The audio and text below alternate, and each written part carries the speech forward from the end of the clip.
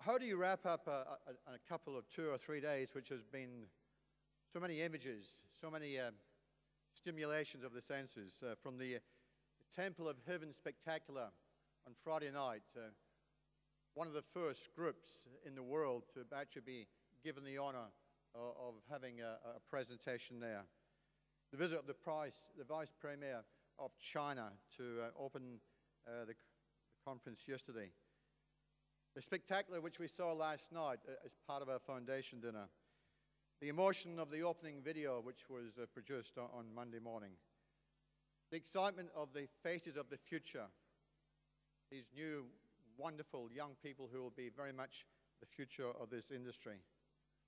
The many stimulating and wonderful speakers who gave us some great ideas, but at the same time reminded us of some of the basics and some of the burning questions which we have to keep honestly answering. At the beginning of the conference, we set out to tackle some of the key challenges impacting on travel and tourism professionals. From the exciting possibilities of space travel, to the more down-to-earth issues relating to distribution, demographics, responsible tourism, aviation, and new technology. I guess after listening to Ray, the demographic issue is even more interesting when he tells us that some of us in this room are expected to live to 120. And of course, over the past couple of days, we've heard from a range of experts on these and other topics, and we've debated and we've discussed not only how these issues will affect us now, but more importantly, how they will change the shape of the industry and indeed the shape of how we should do things. And what an exciting future it looks like in many, many ways. One of the biggest themes which we've heard consistently is the emergence of Asia as a global driver of tourism. In Peter's early years, it was very much Europe and America which was the center of tourism activity. But now the focus has shifted well and truly towards Asia. And we quoted the figures of 566 million arrivals in the Asian region, an industry which generates 64 million jobs and also provides $523 billion in gross domestic product. And much of this growth, of course, has been driven by China. And we heard yesterday from the Vice Premier the importance which they place on tourism and how it's very much a central pillar of their economic development going forward. There's undoubtedly much more growth to come from China, but also from many other parts of the region. Amitabh Kant talked about the growing urbanization that's taking place across China and India. India, currently within India, there's only 5 to 6% of the population which has traveled, while in Europe and in North America, this figure is more like 50%. So you can start to sense the potential growth which we'll see exploding. But as we were reminded, there's more to drive this growth than simply China and India. And as we were reminded by Clint Lawrence, we mustn't look at them simply in isolation. Growth and development is taking place right around the world for many, many reasons, driven by other factors, including the emergence of low-cost carriers and the affordability of travel, and the aging population who are fit and healthy and still curious and time-rich and want to move out even more into different further parts of the world. And Robert Broadfoot, he highlighted the simple fact that while aviation is important, sometimes we need to keep a very close view on the cross-border traffic, and highlighted the potential impact of cross-border traffic from China to destinations like the Democratic Republic of Korea and Myanmar.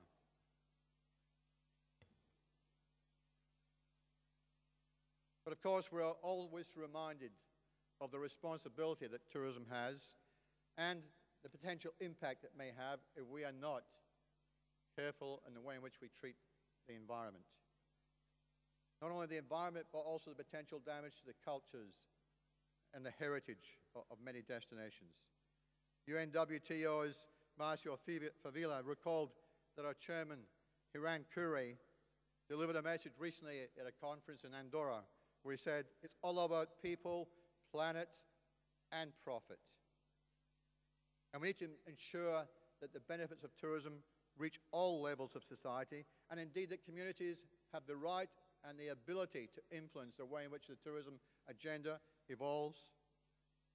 And when we talk about responsible tourism, the challenge was put this morning to the panel about what's the role when you have a situation where you see hundreds of thousands of people stranded in different airports. Where's the responsibility for tourism there? And as I listened to the answers, I was reminded of one very simple thing which I was always taught as I went through university and from my marketing professors. And they said, customer, number one, number two, number three. Keep your focus on your customer. At the same time, keep your customer service up. Now, I think sometimes we need to take a step back and remind ourselves that the customer is why we're here. And the customer can vote with their feet. They can also vote with a click when they switch you off from their computers. So we always need to make sure that we have that as top of mind. At the same time, there was a discussion once again about the impact of tourism and aviation on carbon emissions. And I have to say, I think that sometimes tourism and aviation is cast as a villain far, far too much. Yes, we have a responsibility. Yes, we are responding. Yes, we do need to keep responding. But there are other factors at work which have to be recognized by governments and societies and to be brought into line as well. Boeing's Michael Maple highlighted what is happening in terms of the technology in aircraft, the operational situation in aircraft as well. Now, I want to make a word of caution. Tourism is not a cash cow which can repeatedly be taxed out of existence. Tourism will be responsible, but please, please, don't always come and take the easy way out when it comes to an issue like this. During the Growing with Tourism session this morning, lead presenter Jeffrey Lippman, along with the other panels, discussed the importance of training and education. And we have a vital role to make. We actually provide the faces of the future with the knowledge to take forward and the focus, which is going to make a big difference. And we certainly look forward, as PATA, to playing a very clear role in that. We see great opportunities in working with the faces of the future, the new generation. I was very impressed with the three finalists which we saw yesterday afternoon. They came about a situation, addressed a situation in a different way, which was refreshing. They had enthusiasm, they had energy, and they have a different mindset, which we need to try and capture and try and use in many ways. And in one of the panel sessions, Shannon Donovicic, the CEO of Dusset International, described them as a missing link in our industry, and he is right. And that's a challenge this industry has to take on board very quickly, and PATA will certainly do that. Technology is the other key opportunity as we see going forward. By 2015, 64% of travel bookings will be done online. We're told today by Matthew McDougall of Sinotech that some 62% of people accessing the internet today are doing it on their mobile device. Social media will evolve into social retailing, social transacting. But the thing I think is always a bit of a message for us, and we have to remind ourselves, is that there's a danger in using all of this technology to make ourselves more efficient in terms of the communication, in terms of research, in terms of transaction, that we depersonalize far, far too much the whole experience of travel. If we do that, we take away an awful lot of the joy and the value of the travel experience. So let's use the technology for efficiency. Let's not use the human contact as well. Technology can, however, be a vital resource in time of crisis, with mobile communications and social media being demonstrated very clearly in recent times, indeed over the last 4 months, how they can get the message out very quickly and how they can give the world a far clearer idea of what is happening in different locations. And dealing with crises, whether it be natural disasters or economic meltdowns or geopolitical situations like we've seen in the Middle East recently, that is obviously something which we have to turn our attention to. We have to look at the impact of all of these in terms of our industry. Not only the immediate impact, but the longer-term impact because of negative perceptions. We have to look at ways in which we as an industry can come together and work on devising solutions which will speed up the recovery post a crisis of that time. And that's an opportunity and that's a challenge for organizations not just like PATA, but for PATA to work with its members across all sectors and with governments, but also with other global bodies like UNWTO and WTTC.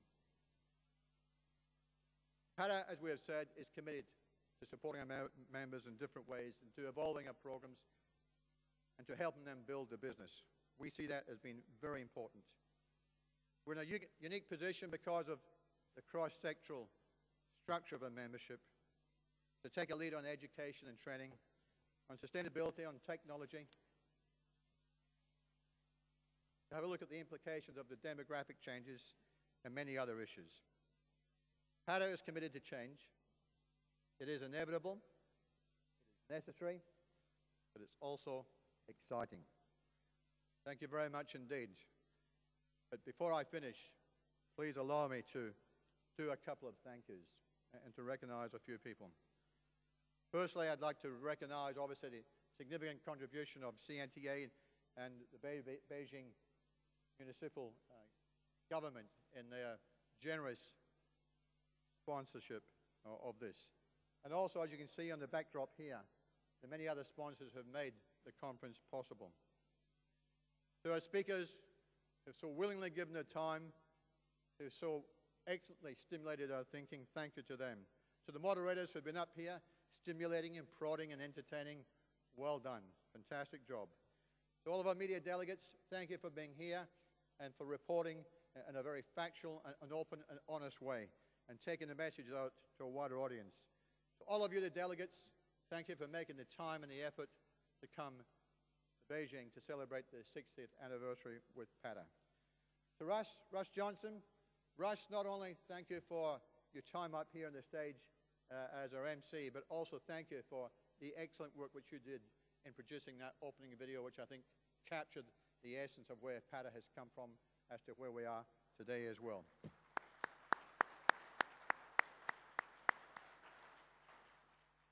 And to my PATA team, there's too many of them to name in person, and I would probably struggle with some of the names, but never mind. But to the team, thank you very much indeed for all the hard work which you've done, not only during the conference, but in the lead up to the conference, led by Sheila, as usual. The attention to detail is immeasurable. Well done, guys. And not only to the events team, but to all the other parts of the PATA team who put together the reports, the research, and been working with all the various committees. Guys, to you as well. Thank you very much for all the sleepless nights and the hard work. Well done.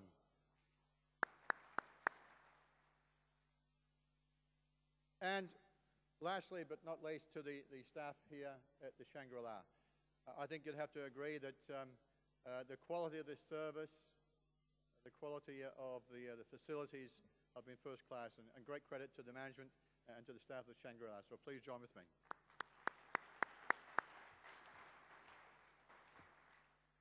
Finally, as you leave today, one of the gifts which we'd like to give you as a token of our appreciation being here and being part of our 60th celebration is this production, My PATA, My Story, which captures some of the case studies, some of the ideas, some of the exciting and stimulating times in the past.